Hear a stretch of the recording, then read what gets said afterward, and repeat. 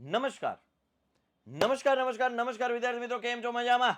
ચાલો દીકરાઓ, આજે આપણે ધોરણ 10 એકમ કસોટી 4 ડિસેમ્બર મહિનાની એકમ કસોટી, અને એમાં ખાસ આપણે એક મસ્ત મજાનું પેપર તમારા માટે તૈયાર કરીને આવ્યો છું, કારણ કે ચેપ્ટર નંબર 4, 6, 10 અને 11 આમ કરીને 4 ચેપ્ટરની એકમ કસોટી છે. ભૂક્કા બોલાવી દેવાના છે એવી પ્રિપરેશન આપણે કરવાની છે. સો વિદ્યાર્થી મિત્રો, આ 4 ચેપ્ટરના ક્વેશ્ચન્સ તમારી સમક્ષ લઈને આવું છું. ત્યારે જો b² - 4ac ખાલી જગ્યા હોય તો દ્વિઘાત સમીકરણના બે સમાન વાસ્તવિક ઉકેલ મળે તો એના માટે d બરાબર 0 હોવો જોઈએ.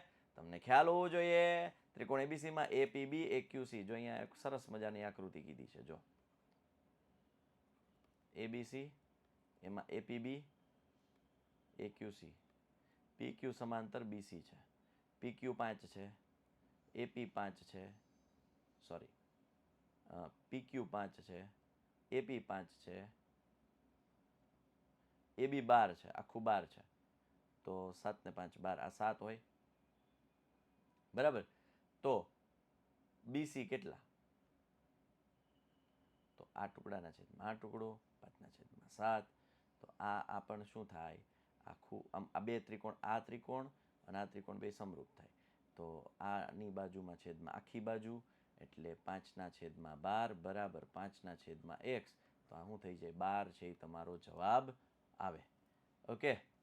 ઓ કેન્દ્રિત વર્તુળમાં AB વ્યાસ છે, PB વર્તુળનો સ્પર્શક છે, તો APB.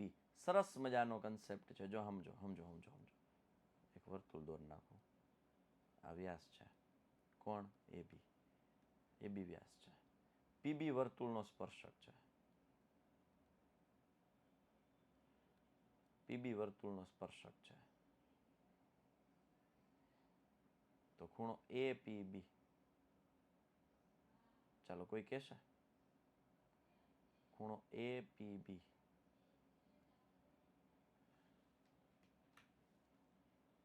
આ જો ભાઈ, આ બે ખૂણા સરખા કીધું છે, આ વ્યાસ છે, તો ત્રિજ્યા અને સ્પર્શક વચ્ચેનો ખૂણો 90 નો થાય, 90 નો થાય. એકચ્યુઅલમાં ખૂણો APB છે ને, એ બને જ નહીં. ખૂણો APB, AB વર્તુળનો વ્યાસ છે, PB એનો સ્પર્શક છે, તો આ આમ થાય, અને આ બે સ્પર્શકો છે. તો અહીંયા ઓપ્શનમાં કંઈક છે, પ્રોબ્લેમ જેવું લાગે છે.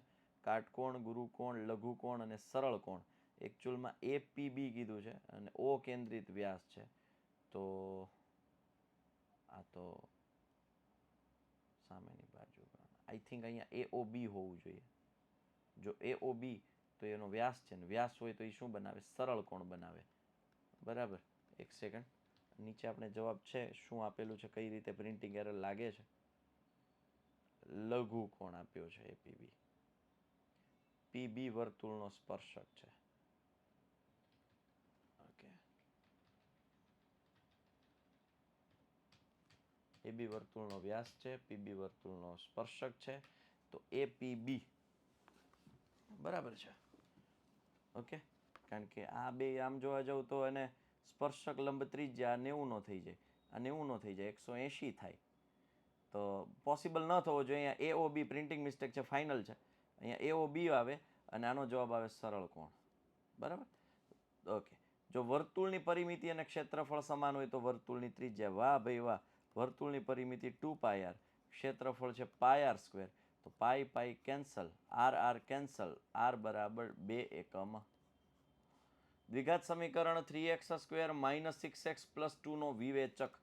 વિવેચક એટલે b² - 4ac, -6² 36, -3 દુ 6 ચોક 24, 36 - 24 એટલે 12 છે, એ તમારા માટેનો આન્સર આવશે 12.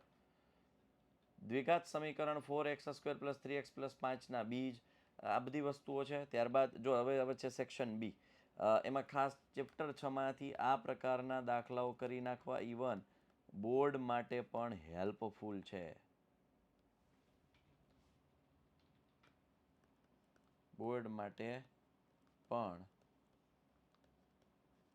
હેલ્પફુલ છે, એટલે ખાસ આ પ્રકારના દાખલાઓ કરી નાખવા.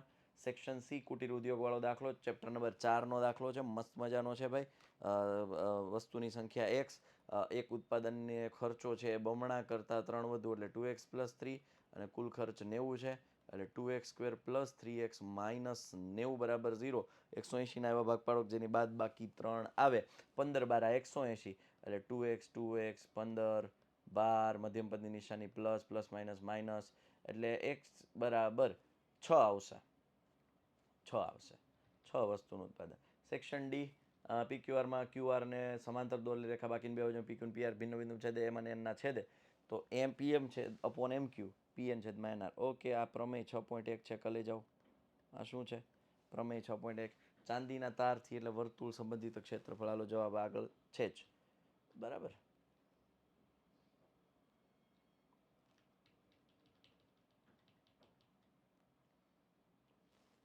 ચાલો 4x² + 3x + 5 ના બીજ શોધો તો b² 9 5 ચોક 20 ચોક 80 -71 લેસ ધેન 0 આવ્યું એટલે વાસ્તવિક ઉકેલ મળે નહીં. બરાબર ભાઈ, જો આમ જો ચેનલને સબસ્ક્રાઇબ કરી રાખો તો એકમ કસોટી છે એનું પેપર છે, બાકી આઈએમપી ક્વેશ્ચન છે. બીજું બોર્ડની પરીક્ષાની તૈયારીઓ અમે ભરપૂર માત્રામાં કરાવીએ છીએ ભાઈ. એક વખત ચેનલમાં આંટો મારી આવો, એક વખત વિડીયો સેક્શનમાં જુઓ, ત્યાં તમને ચેપ્ટર 1 થી મેથેમેટિક્સના ચેપ્ટર્સ જોવા મળી રહ્યા હશે. અત્યારે અમે પ્લેલિસ્ટ જનરેટ, અત્યારે વિડીયો રેકોર્ડિંગનું કામ ચાલુ છે મેથેમેટિક્સનું. ત્યારબાદ 7 ડેઝ ક્રેશ કોર્સ અત્યારે ચાલી રહ્યો છે. આ વીકમાં SS અને ઇંગ્લિશનું કામ ચાલી રહ્યું છે.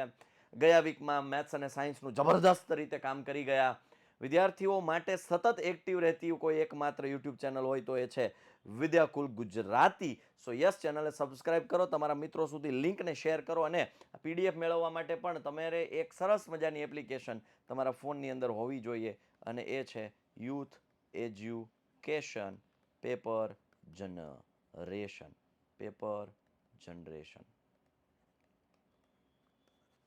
આ એપ્લિકેશન તમારા ફોનમાં હોવી જોઈએ. કારણ કે એજ્યુકેશન સેક્ટરમાં જો તમે હોય, ભણી રહ્યા હોય મતલબ, અને તમે જો તમારા ફોનમાં ઘણી બધી ફાલતુ એપ્લિકેશન્સ હોય અને ફોનમાં તમે રાખતા હોય તો એક એજ્યુકેશનની એપ્લિકેશન તો તમારા ફોનની અંદર હોવી જોઈએ. વર્તુળના કેન્દ્રથી 10 સેન્ટીમીટર અંતરે આવેલું, માનો કે ભાઈ આ વર્તુળ છે, આ એના કેન્દ્રથી 10 સેન્ટીમીટર અંતરે આવેલું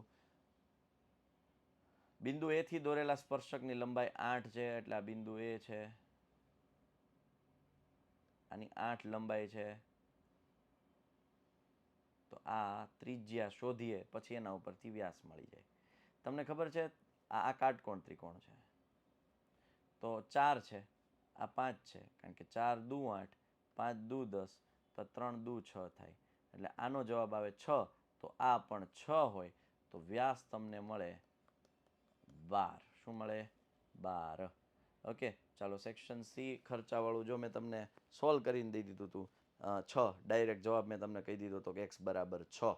આખી પ્રોસેસ કરી હતી. ax ગુણ્યા 2x + 3 2x² + 3x કુલ ઉત્પાદન ખર્ચ 90 આપ્યો છે એટલે 2x² + 3x બરાબર 90 - 90 15 12 180. યાદ આવ્યું? ચાલો જે હમણાં જ કહી રહ્યો. ઘડિયાળના મિનિટ કાંટાની લંબાઈ 17.5 સેન્ટીમીટર છે એટલે તમારી પાસે r છે 17.5. 1 મિનિટે 6 તો 15 6 90 થીટા છે તમારી પાસે 90. હે, અને ક્ષેત્રફળ શોધવાનું કહે તો કાંઈ ન કરાય, 1/4 πr² કરી નાખો, કારણ કે 90નો ખૂણો હોય તો વર્તુળનો ચોથો ભાગ થઈ જાય. બરાબર. 22/7. r કેટલા છે? 175/10. 175/10 અને 1/4 તો છે જ. છેદ ઉડાડો. 7 દુ 14 7 5 35 5 દુ 10 25 25 2 11 11 5 55 175 છે તો 5 2 5 તેરી 15 25 25 25 એટલે 11 5 55 ગુણ્યા 35 છેદમાં 4 દુ 8 જવાબ આવશે. બરાબર. તો જવાબ આવી જશે. આવી રીતે તમે આગળ પ્રોસેસ કરશો, ગુણાકાર કરશો, સાદું રૂપ આપશો એટલે જવાબ આવે. ત્યારબાદ પ્રમેય 6.1 તો હવે તમને આવડવો જ જોઈએ. ચાંદીના બકલવાળો દાખલો જો આખી ગણતરીમાં કરી છે, ખાસ સમજવા જેવી કે ચાંદીનો તાર ફરતી કરવો એટલે એક તો 2πr તો લાગશે જ અને પ્લસ 5 વ્યાસ ઉમેરવા પડે. બરોબર. પરિઘ વત્તા 5 વ્યાસ એટલે એમ કરતાં આપણને જવાબ મળે 285 મિલીમીટર અને ક્ષેત્રફળ મેળવવાનું છે. તો થેન્ક યુ ગાઈઝ. આ હતું આપણી એકમ કસોટીનું એક પેપર. પણ તમારા માટે ભાઈ બોર્ડ એક્ઝામની પ્રિપરેશન માટે પણ બોર્ડ એક્ઝામ માટે one and only Vidyakul Gujarati YouTube channel તમારા માટે સખત અને સતત કામ કરી રહી છે. સો મળીએ છીએ કોઈ નવા અપડેટ સાથે, નવા વિડીયો સાથે, નવા કન્ટેન્ટ સાથે. ત્યાં સુધી આપનો મોટો ભાઈ સાહિલ વેકરિયા વચ્ચેથી રજા લઈ રહ્યો છે. બાય, ટેક કેર, જય હિન્દ, જય ભારત, ભારત માતા કી જય, વંદે માતરમ, જય જય ગરવી ગુજરાત, જય ગણિત, all the best, best of luck.